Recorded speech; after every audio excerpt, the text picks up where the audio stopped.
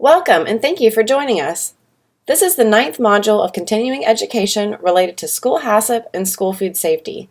This module pulls together concepts from earlier modules on hand washing, norovirus, cross-contamination, field trips, cleaning and sanitation, and temperature control when it comes to cooling and cooking. It will explain how all of these factors connect in your cafeteria or kitchen to make sure food is prepared and served safely, and how people interact to manage food safety rules, something we call food safety culture. This module will share some stories about food safety culture as well as some strategies on how to address and manage one. This module will provide 1 hour of continuing education for the North Carolina Department of Public Instruction in the School Nutrition Key Area of Operations area of General Food Safety. Let's start off with a story. Once upon a time, there was a guy named Ben. He was traveling out of the country with his wife, and they were flying out of an airport. Ben went to get him and his wife something to eat from one of the airport restaurants, and as he was carrying a tray of sodas back, he slipped and fell. The sodas went all over the place and onto a table at the restaurant where some people were eating. Fortunately, they were more concerned about his safety than the fact that he'd spilled sodas on their table. Ben had slipped on a wet area on the floor that hadn't been marked with any sort of notification cone or sign, and he didn't see the wet spot when he was walking by. As Ben was getting up and cleaning himself off, embarrassed, one of the two people said to the other, "Should we tell him what happened?" The other said, "I guess we should." They proceeded to tell Ben that the reason the floor was wet was because someone else had vomited in the restaurant and it had been mopped up. As it turns out, Ben works in food safety, so it is pretty ironic that he slipped in some vomit at a restaurant. This story highlights some important points. We know that there are vomit events going on across the country every day in schools, cafeterias, restaurants, and grocery stores, all places where food is handled. Vomit events are most common in the winter months because winter is the height of norovirus season, and norovirus causes people to vomit. So what does this have to do with food safety culture? When Ben went back to the counter to pick up his food, he noticed the mop bucket had been dragged back in behind the counter into the kitchen, right in the food preparation area. This business was a big national chain and well-known brand, so he thought to himself, there is a food safety culture problem here. The problem is that the individuals who cleaned up the vomit didn't know that taking the mop bucket back into the kitchen could potentially spread norovirus.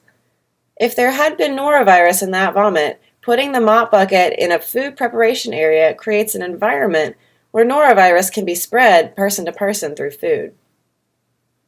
Knowing how to manage risks, having the tools to do so, and then actually managing those risks is at the heart of a good food safety culture. Food safety culture is about more than just the knowledge and knowing what to do. Having a good food safety culture in a cafeteria setting means actually doing the risk management and managing food safety day in and day out. We have the greatest systems and lots of people who are knowledgeable about food safety, but if they don't follow food safety best practices, it doesn't matter. Unfortunately, we know that just having inspection and audit systems in place, even those that do monthly, yearly, or even twice-a-year checks, doesn't really tell people how good or bad you are at food safety. These inspections are only a snapshot in time, like a spot check. A good food safety culture is something that you as a food handler or food manager can see day in and day out. Once there's a positive food safety culture in place and things are consistently being done the right way, it is hard for things to go wrong because having this culture means that everyone values doing things in a safe way. If we look at the other extreme, it can be very hard to change a negative food safety culture where there is a culture of not doing things in a safe way. If someone tries to change it, those who want to keep the status quo may argue that they've always done things a certain way and have never had a problem. That they've always prepped their food early in the morning and left it at room temperature for 6 hours before service, for example. Once this kind of negative culture exists, it can be very hard to change. So what exactly is food safety culture? The research definition of food safety culture is a set of shared attitudes, values, and beliefs around food safety. Food safety culture includes everything from the process of getting your ingredients to serving food made with those ingredients. It starts with how you purchase food, how you procure it, where it comes from, who supplies it, and how its safety is determined and tracked. Food safety culture also includes how food is transported and delivered, how it is received and stored, and finally, how it is prepared and served. Your food safety culture can affect the suppliers you choose and the types of precautions you have in place to make sure they're sending you products that aren't contaminated.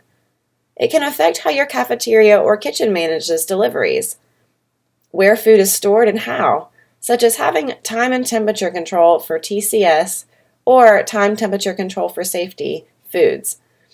In a good food safety culture, everyone knows that if a TCS food comes in, it needs to be stored in a refrigerator and cooled.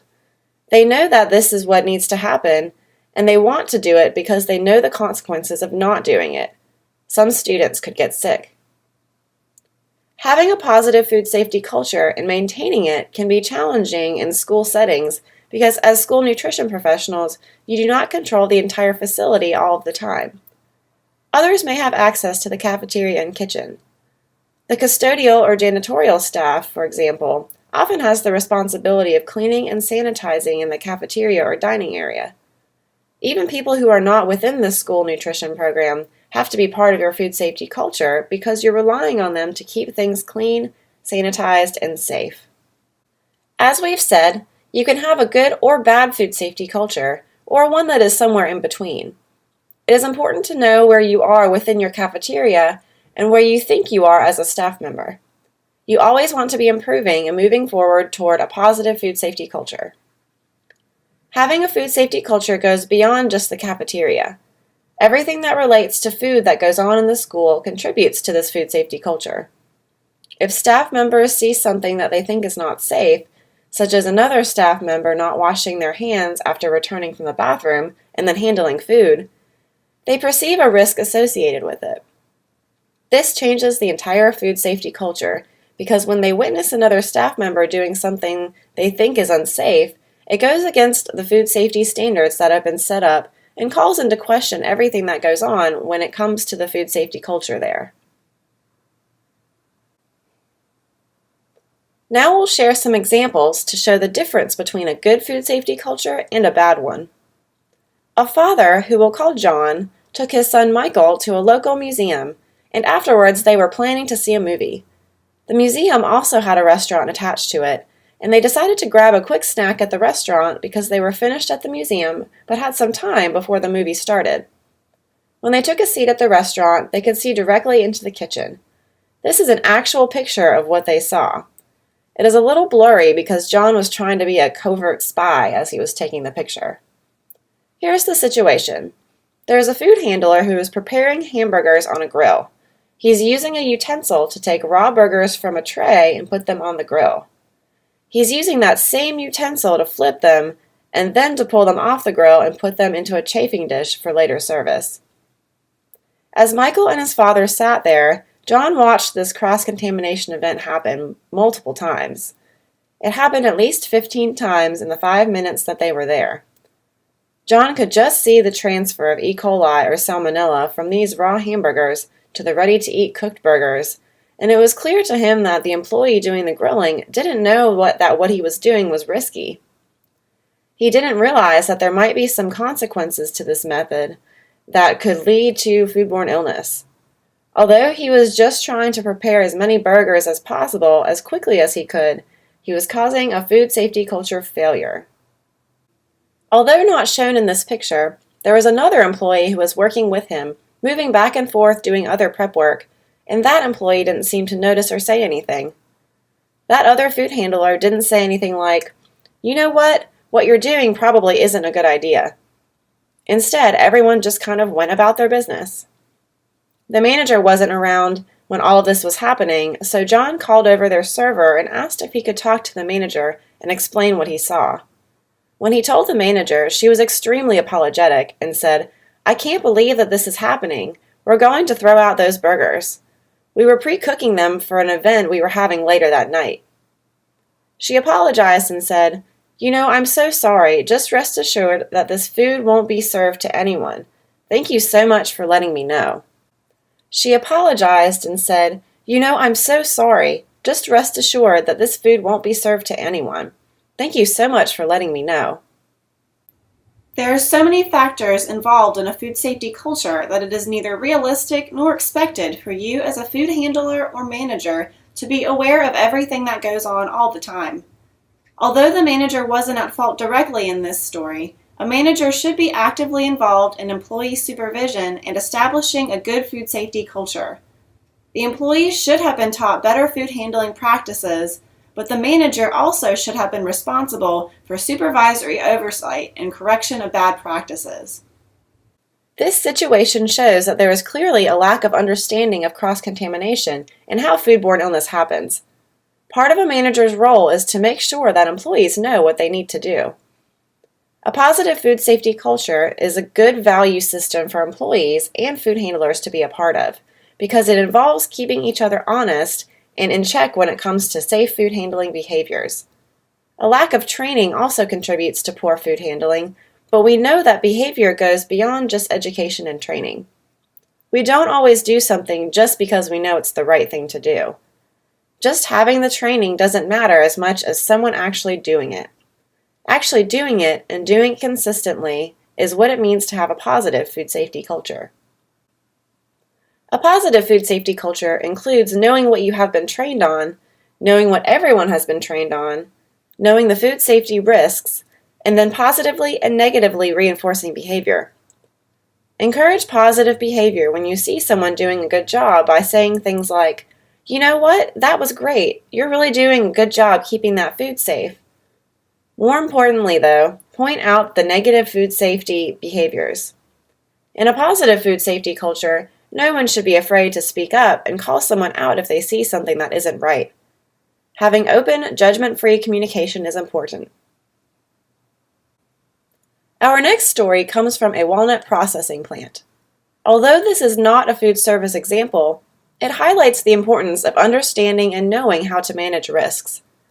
In November 2015, the Food and Drug Administration posted a warning letter on their website that was sent to a walnut producer.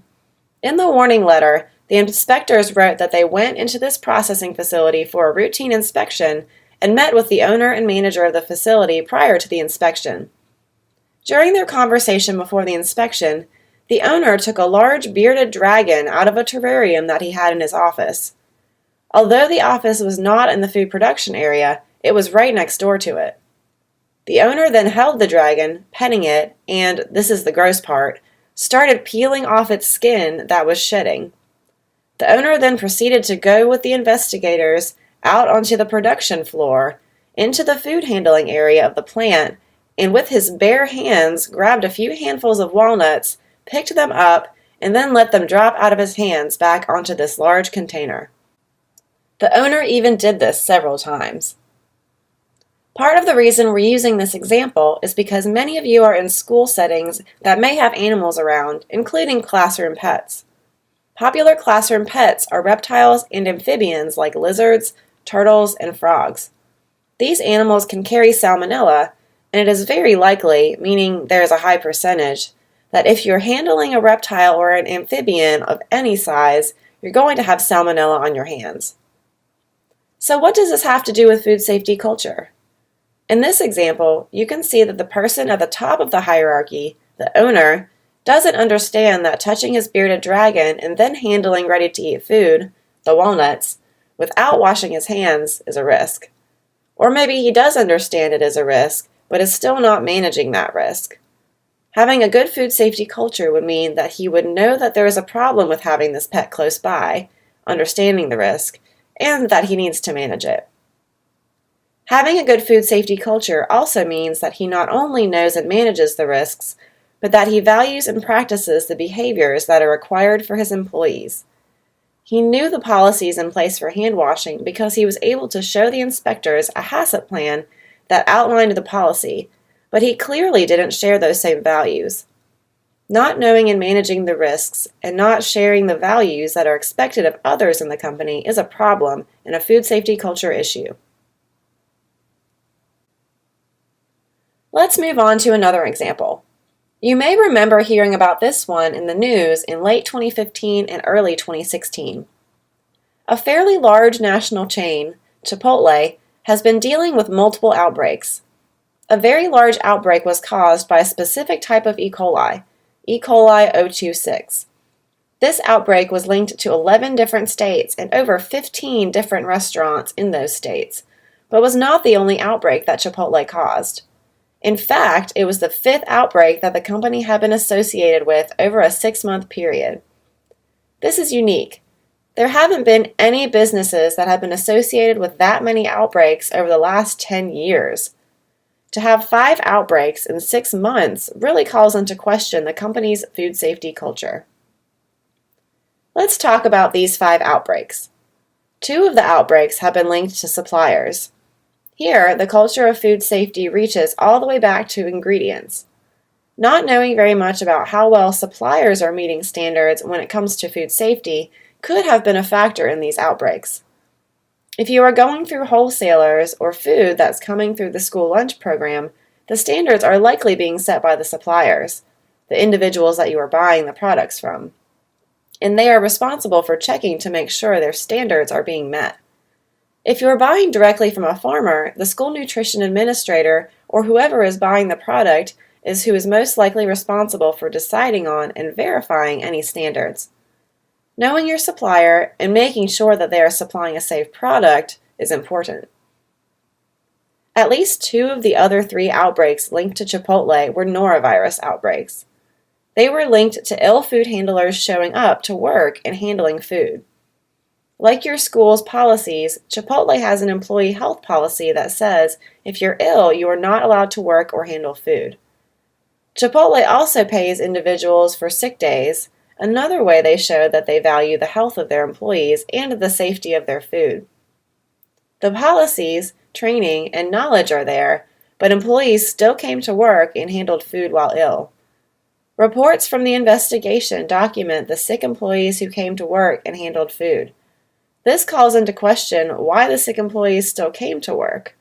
Is it that they didn't know the consequences of handling food while ill that can then lead to an outbreak? Perhaps, but we still don't know for sure.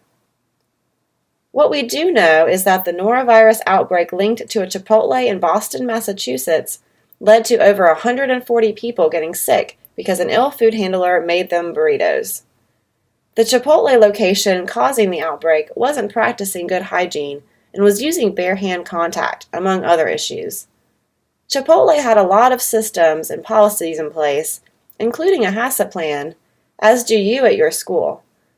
However, a food safety culture is more than just having things written down, it's actually doing them, day in and day out. Yet another big outbreak that you probably heard about in the news was linked to Bluebell ice cream in early 2015. As a result, the ice cream from the Texas-based company was missing from North Carolina shelves for nearly a year. Although this outbreak wasn't very large, it was very tragic. There were 10 illnesses, and 3 of those 10 people died. What makes this a food safety culture issue is that Bluebell had multiple food safety inspection violations in the previous 5 years that were never corrected completely. They may have tried to band-aid the situation by only partially fixing the issues, but still kept having the same problems with cleaning and sanitizing. So although the standards were in place and inspectors continued to report violations, they didn't change their system. They didn't focus on or try to enhance their food safety culture by fixing the repeat problems, either by better training or better internal enforcement within the company. There may also have been a knowledge and understanding gap. Although they may have been teaching people what to do, they may not have been explaining to them why cleaning and sanitizing was important. This calls into question the entire food safety culture. What is also interesting about this outbreak is that the 10 illnesses actually occurred over 5 years. An illness or 2 would happen after a bad inspection, and this went on for several years. Because so few illnesses were happening at once, it took a long time to identify the outbreak. However, all of the illnesses were from the exact same strain of Listeria. Investigators matched the strain from each case and showed that they were all a genetic match. This example may hit a little closer to home and comes from right here in North Carolina. There was an interesting outbreak that was associated with a Holiday Inn in Fayetteville. What makes the outbreak interesting is that many of the illnesses were linked to people who were not from North Carolina. This Holiday Inn was right on I-95 and was a popular spot for people to stop when traveling through the state. The sizable outbreak was actually linked to 2 restaurants adjacent to the hotel. Over 100 illnesses in a 1-week period were linked to staying and eating at this Holiday Inn. The hotel was also a large conference center, so they had 176 hotel staff. During the outbreak, 141 of the 176 hotel staff were interviewed, and 23 of those staff members reported that they were ill. These staff members were part of the outbreak because they all worked in a food handling capacity while ill. The restaurant manager reported that they wouldn't allow an employee to continue to work while ill. They said that the hotel had no knowledge or information to suggest that any of the employees continued to work while he or she was ill, except when the health inspectors asked them. The staff members reported that they did have foodborne illness. They told investigators that even though the manager of the hotel might say that it is important to go home, their direct supervisor, the assistant manager, told them that the restaurant was short-staffed because people were getting sick and going home, and they needed the employee to stay and work. The issue here is that the assistant manager is not reinforcing a positive food safety culture. In fact, this person's values seem to go against the policies set in place by the restaurant manager and the company. It is critical to have shared values and for everyone to be on the same page in a positive food safety culture.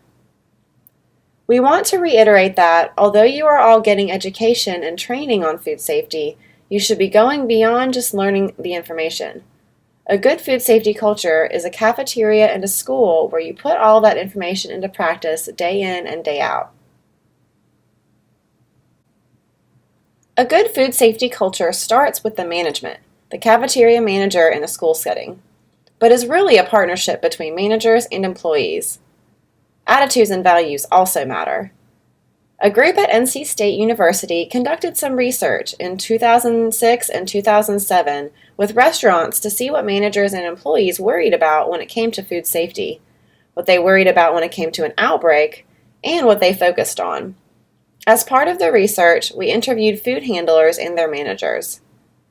One of the restaurants had a poor food safety record.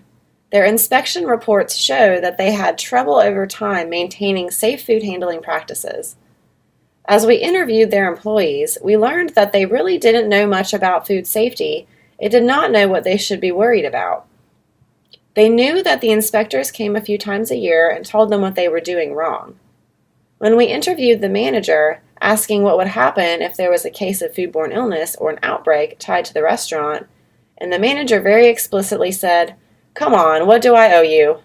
It's just some toilet paper. They'll get over it. It's a little bit of foodborne illness. It's not a big deal. People get sick all the time. What's the big deal?" We want to stress with you that having a positive food safety culture starts with knowing that being food safe is a big deal and comes into play often throughout the day.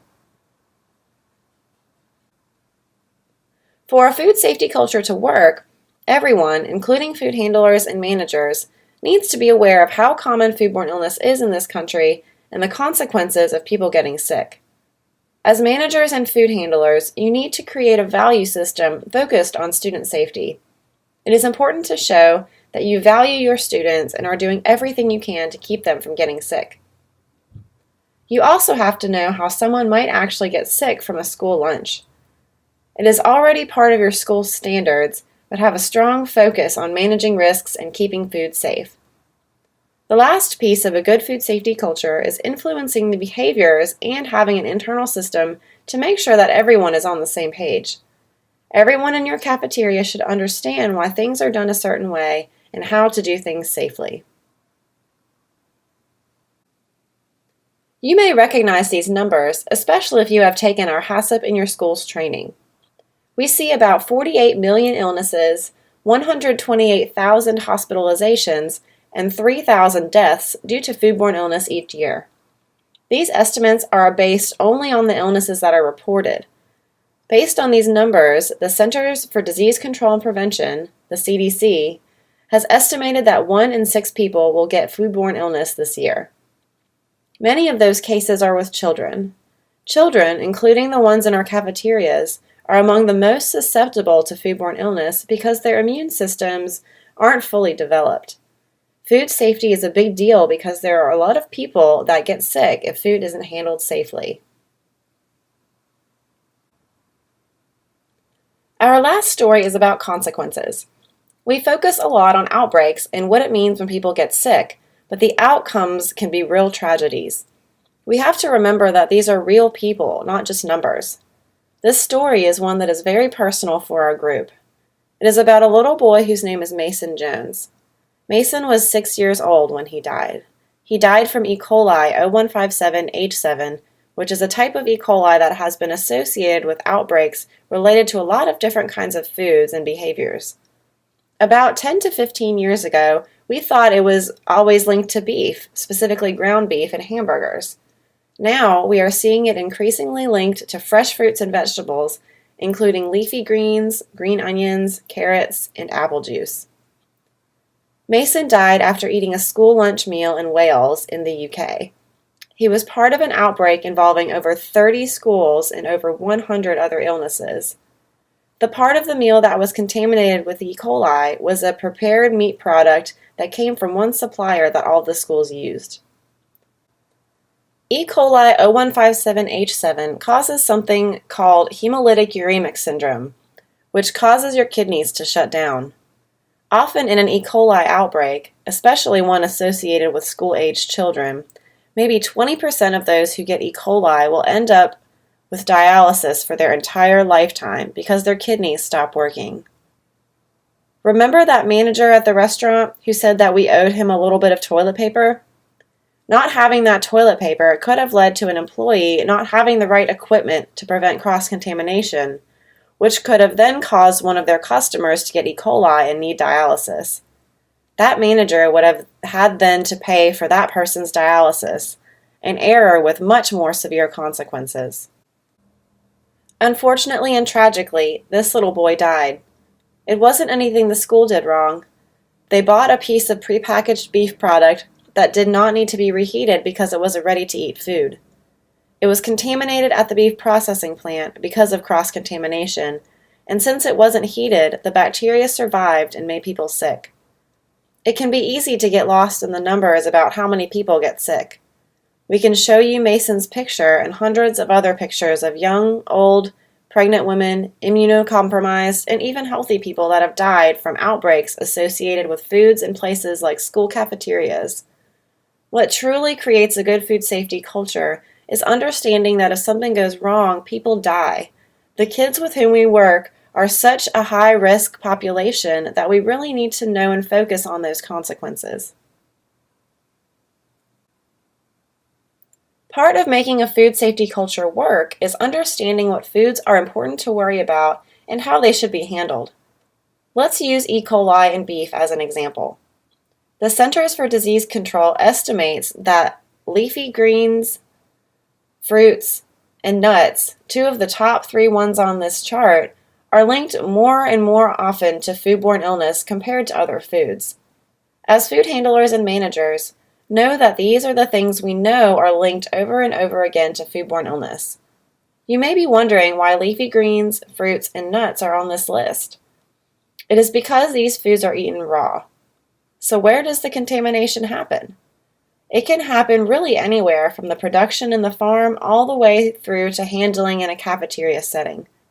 If these ready-to-eat raw foods come in and they get cross-contaminated from an ill employee or in some other way, it is a big deal. Knowing what foods are important to control and knowing how they get contaminated are part of having a good food safety culture. We have mentioned this already in the module, but all of you should be familiar with the HACCP plan in your cafeteria that gives details about specific menu items. This plan creates standard operating procedures on how to handle food safely. A HACCP plan is the best food safety plan for cafeterias in the U.S. and is considered the gold standard by many. It is not enough just to have a written HACCP plan. Having these operating procedures and then actually following them day in and day out is what creates a good food safety culture. Having a HACCP plan in place is the starting point for doing things safely in your cafeteria because you need guidance to know how to do things safely. As you look through your HACCP plan, many of you as food handlers may not be aware of all of the details of it, but it will give you the information you need to do your job and handle food safely. For instance, if you're cooking a raw chicken product, the HACCP plan tells you that this has to be cooked to 165 degrees Fahrenheit. In a good food safety culture, as a food handler, you would have a thermometer and would be actively checking the temperature of the chicken you're cooking. You would be aware of when some of your coworkers are making things that are risky and would try to keep the cooked product away from their raw product. Make sure you are all communicating and talking about what you are doing to make sure nothing ends up on the trays of our students. Do you remember the cartoon on the cover slide? The last piece of making a positive food safety culture work goes back to the idea that we all have to keep each other honest and accountable when it comes to food safety. Not only can people hear you when you go to the restroom, they can also hear that you didn't wash your hands. Knowing that someone didn't wash their hands or knowing that they're doing something wrong is only half the battle. Reminding that individual to wash their hands, to cook that chicken thoroughly, to not cross-contaminate, to be good co-workers is really the heart and soul of a good food safety culture because we are all working together to make sure that we are not making our students ill. It can be awkward and embarrassing to point out that somebody didn't wash their hands or did something wrong, but it is really our duty to make sure that we highlight where we think we might be a problem. Ultimately, the safety of the children in your cafeterias and even the cafeteria itself is literally in your hands, and if those hands aren't being washed correctly, you're increasing the chances they might get sick. Feel free to contact Dr. Ben Chapman by email or phone if you have any questions. Thank you for viewing the module Food Safety Culture. We hope you will join us again for another module on school food safety.